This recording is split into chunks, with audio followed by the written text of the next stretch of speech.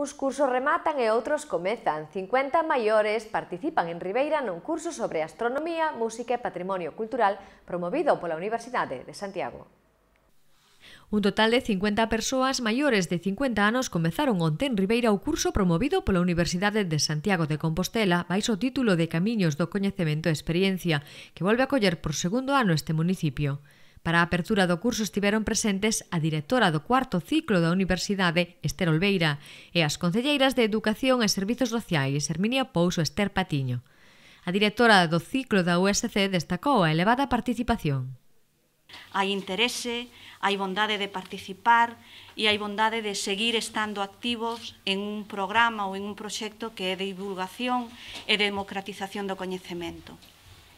Eu débome, e a honradez ante todo, darlle as gracias a que este programa se pode facer porque hai institucións que o respaldan, diversas institucións que todos vostedes coñecen.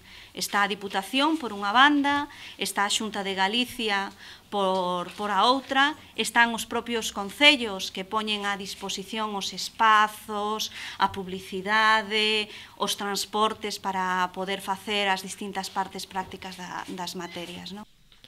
O primeiro dos seminarios estivo dedicado á astronomía, impartido por un profesor de orixe ribeirense, José Ramón González Romai, físico, teórico e divulgador científico. A sesión contará cunha parte práctica programada para o día 21 nun emprazamento aínda por concretar.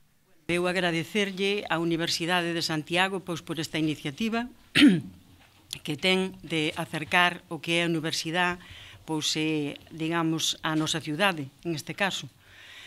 Espero que este curso desea, que creo que vai a ser de moito interés para todos vós, vamos a aprender un pouquiño en astronomía, vamos a ter coñecementos, digamos, en astronomía, vamos a coñecer parte do Archivo de Santiago, música galega, e aparte, patrimonio da nosa Galicia tamén.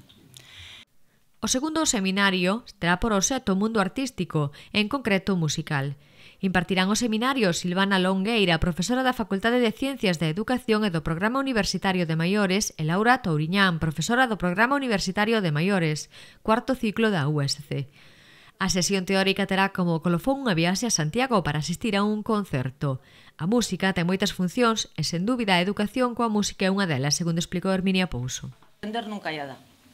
Mentras un este en condicións de saúde boas, non hai límite para parar de aprender.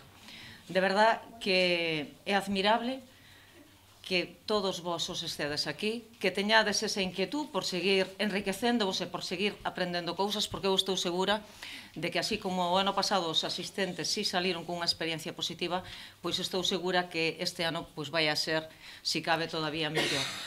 Pechará o curso seminario día 21 sobre a historia da cultura de Galicia, que se centra no patrimonio da comarca.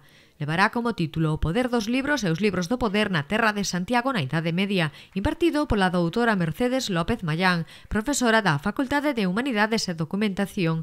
E deste programa universitario de maiores terá unha sesión teórica e outra práctica o día 22 cunha visita ao arquivo da Catedral de Santiago para coñecer algunhas das testemunhas escritas máis antigas sobre a terra de Santiago, importante dominio dos arcebispos composteláns que abranguía a comarca da Barbanza.